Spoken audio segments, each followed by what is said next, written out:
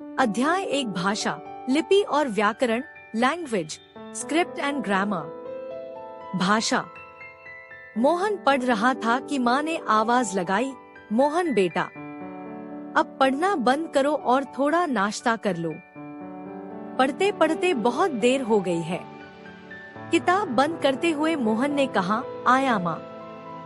मोहन उठा और नाश्ते की मेज पर पहुंचकर नाश्ता करने लगा। आपने देखा कि माँ ने बोलकर मोहन को कुछ कहा। मोहन ने भी बोलकर उत्तर दिया और किताब बंद करके वह नाश्ते की मेज पर पहुंचकर नाश्ता करने लगा।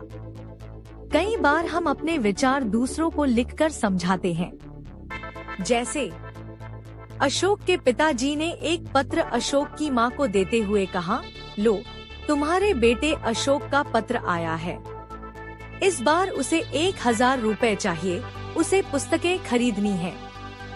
देखा, दूर छात्रावास में रहते हुए अशोक ने अपनी जरूरतों को समझाते हुए पिता को पत्र भेज दिया और उसमें वह सब लिख दिया जो वह कहना चाहता था। इस प्रकार हम कह सकते हैं कि अपनी बात बोलकर या लिखकर दूसरों को समझाई जा सकती है तथा दूसरों की कही अथवा लिखी गई बात समझी जा सकती है। अर्थात विचारों के आदान प्रदान के साधन को भाषा कहते हैं। यह भाषा हिंदी, अंग्रेजी, पंजाबी, गुजराती आदि कोई भी हो सकती है। भाषा का प्रयोग हम 2 प्रकार से करते हैं, मौखिक, बोलकर, लिखित, लिखकर। एक दूसरे के विचारों को समझने के लिए संकेतों का सहारा भी लिया जाता है। पहले चित्र में भिखारी एक हाथ अपने पेट पर और दूसरा अपने मुंह पर रखकर इशारे से कह रहा है कि उसे भूख लगी है और वह पेट भरने के लिए कुछ पैसे चाहता है। दूसरे चित्र में बिल्ली को आता देखकर कबूतर आपस में किसी प्रकार की सलाह नहीं करते, बल्कि तुरंत उड़ जाते हैं। एक दूसरे की फड़फड़ाहट ही उन्हें भय का संकेत देती है। इस प्रकार संकेतों से समझाई गई बात भी भाषा का ही काम करती है, पर वह भाषा नहीं होती क्योंकि कई बार उसमें विचारों का आदान प्रदान सही रूप से नहीं हो पाता। कई बार संकेत सही अर्थ नहीं देते, इसलिए ये भाषा का मान्य रूप नहीं है। भाषाएं। संसार के सभी देशों में अलग अलग भाषाएं बोली, पढ़ी और लिखी जाती हैं। जैसे चीन में चीनी, रूस में रूसी, इंग्लैंड में अंग्रेजी, फ्रांस में फ्रांसीसी, जापान में जापानी, भारत में हिंदी आदि। अंग्रेजी भाषा को अंतर्राष्ट्रीय भाषा माना जाता है क्योंकि यह लगभग पूरे विश्व में बोली, पढ़ी और लिखी जाती है। भारत अनेक प्रांतों का देश है जहां विभिन्न भाषा बोली जाती है। भारत के सभी प्रांतों में अलग अलग भाषाओं का चलन है। जैसे महाराष्ट्र में मराठी, कश्मीर में कश्मीरी, पंजाब में पंजाबी, असम में असमिया, कर्नाटक में कन्नड़, आंध्र प्रदेश में तेलुगु आदि। हिंदी भारत की राष्ट्रभाषा है।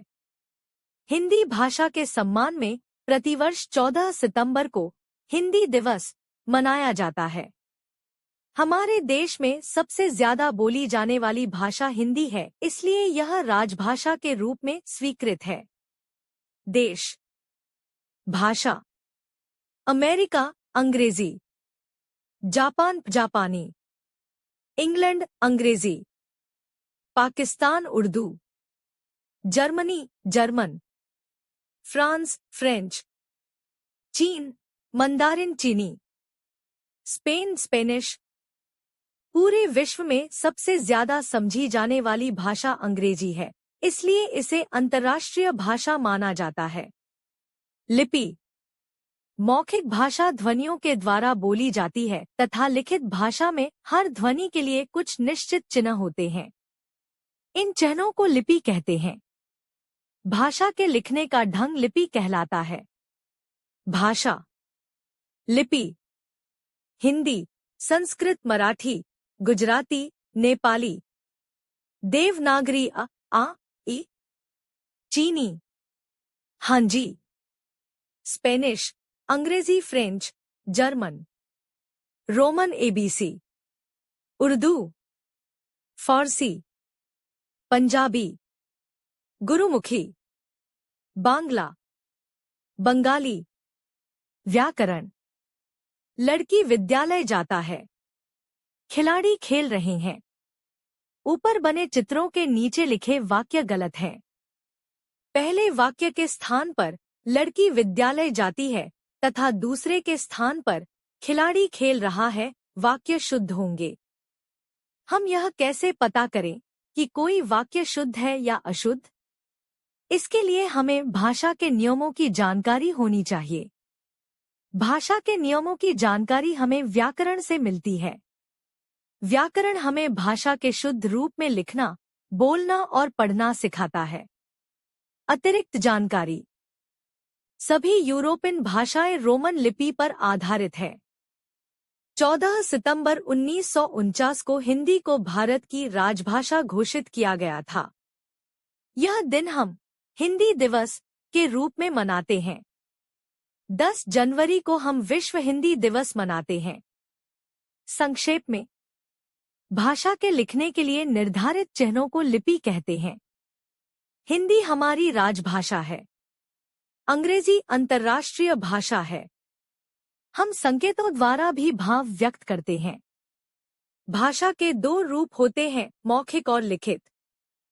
विचारों का आदान प्रदान भाषा द्वारा ही होता है।